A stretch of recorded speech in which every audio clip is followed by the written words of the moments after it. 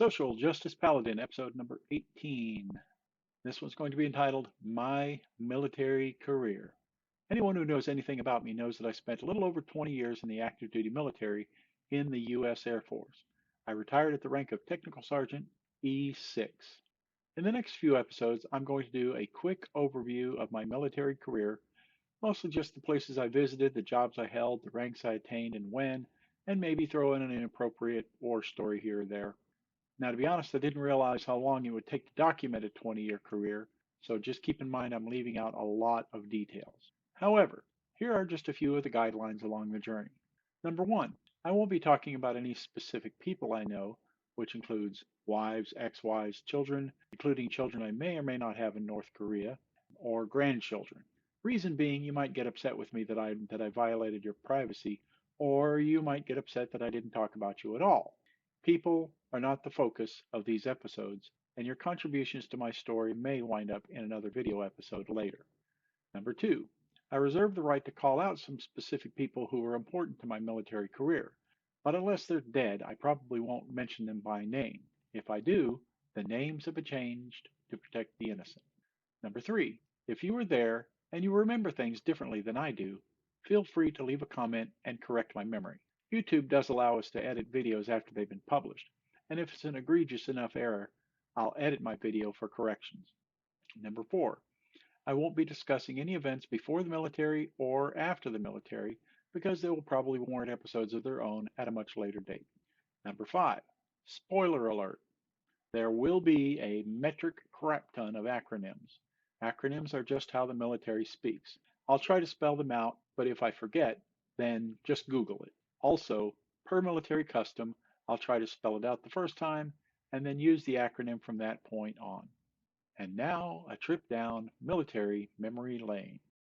Basic training, September 1982 to November 1982. Now, there's a long story associated with how I got from high school to the military, and I won't cover that here. But after high school and a trip to the Military Enlistment Processing Station, or MEPS, in Little Rock, Arkansas, I stepped off the bus at Lackland Air Force Base, Texas, on September 24, 1982. Basic training at Lackland was 6 weeks long back in 1982. I believe it's been increased to 8.5 weeks now. But there were about 60 of us new recruits that got off the bus, all shapes, all colors, all sizes, but it was after dark when we arrived, so nobody noticed. After we got off the bus, we were then verbally assaulted by 6 or 7 training instructors of all shapes and sizes and colors. After all the yelling was over by about 2 a.m., we were finally allowed to go to the barracks to get some sleep. But then by 5 a.m., a rather large TI was literally throwing a metal trash can down the middle aisle of the barracks hall, screaming at us to get a move on. No alarm clock, and I hadn't started yet drinking coffee. Such was my introduction to the military life. The loud verbal abuse would continue for at least the next 5 weeks. They kind of let up in the last week before graduation. I was officially an Airman Basic E1 with no rank, no stripes, and no privilege. Later on that first morning, we, that is the 60 newest recruits and I, were introduced to our full-time TIs, Technical Sergeant Fryer and Staff Sergeant Mullins. You can tell what an impact they had on me because I still remember their names clearly after 40 years. We were issued a new recruit handbook that covered everything from uniform regulations to service insignia, dress codes, the Uniform Code of Military Justice, UCMJ, military, Air Force history, and so forth. I don't think we were really expected to memorize it, but we had regular classes and tests that covered every aspect of military life. However, we were not issued our green Korea War era uniforms until the following week. We were rainbows at first, and then uncanned pickles until we got our name tags. Any place we went to for the next 6 weeks, we marched in formation. Uniform issue, vaccinations, the base exchange, or BX, chow hall, physical training, PT, UCMJ classes, and everywhere we went, we marched. If you want a really good visual of my time in basic, watch the first half hour of Full Metal Jacket. That'll give you some idea. By the time I left San Antonio, I was a lean 165 pounds, and our 60-ish recruits dwindled down to about 35 or 40. 6 weeks after September 24th would have been around the first week of November 1982. Technical training. November 1982 to October 1983. Once I graduated basic training, I was put on a charter bus and sent to Keesler Air Force Base, Biloxi, Mississippi for technical training. Now, when I was still talking to the Air Force recruiter about jobs, I distinctly remember telling him that I was interested in careers involving computers, either hardware or software. I was, of course, into video games by the time I was 18. Now, later in basic training, I had an interview with a career specialist. I mentioned that I expected a career in computers, and he, the career specialist, said, "Well, I'm sorry, dude, but all the computer type jobs are in open electronics, and you committed to avionic electronics." He then handed me a list of about 10 jobs under the avionic electronics category to choose from. There were jobs like avionic navigation or AVNAV, communications navigation, COMNAV, weapons control systems or WCS, and electronic warfare systems, EWS. Hmm, warfare. Now that sounded cool, and it was the only job on the list that required a secret clearance. And so I checked the electronic warfare box, handed the form back to the career specialist, and weeks later I was on a bus to Keesler Air Force Base, where most of the electronics training in the USAF was held at that time. Now, the upside to EW was that it came with a higher security clearance and more in-depth training. The downside was that the school took 11 months to complete.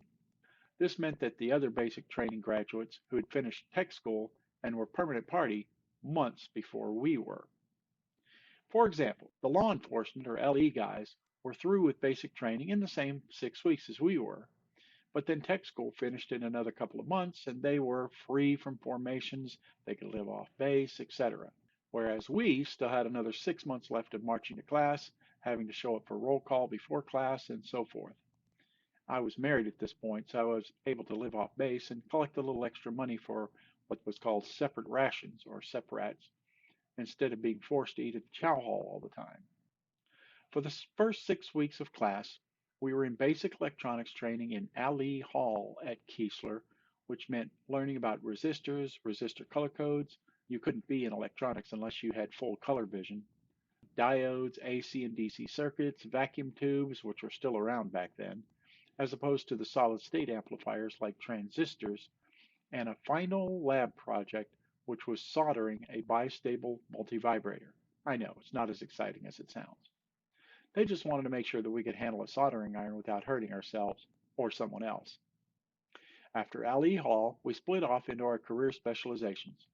Being in electronic warfare, EW, I was sent to Hughes Hall. Now, I discovered recently that Hughes Hall was demolished in 2015. Sad face. But for the next 9 months at Hughes Hall, I learned all about avionic electronic warfare. The first week, we learned the basics of electronic warfare and air defense systems in general. Then we split up into strategic and tactical, SAC and TAC, EW. SAC was bombers, TAC was fighters. These designators were eventually phased out to better fit with the Air Force realignment in 1992, but I was out of EW by that time. More on that later.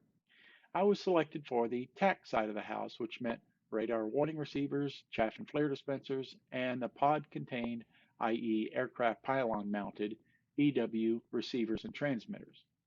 Now, I can't go into much into detail, as it's mostly classified and totally boring, but it meant weeks of poring over circuits and diagrams of all the equipment we were going to be learning.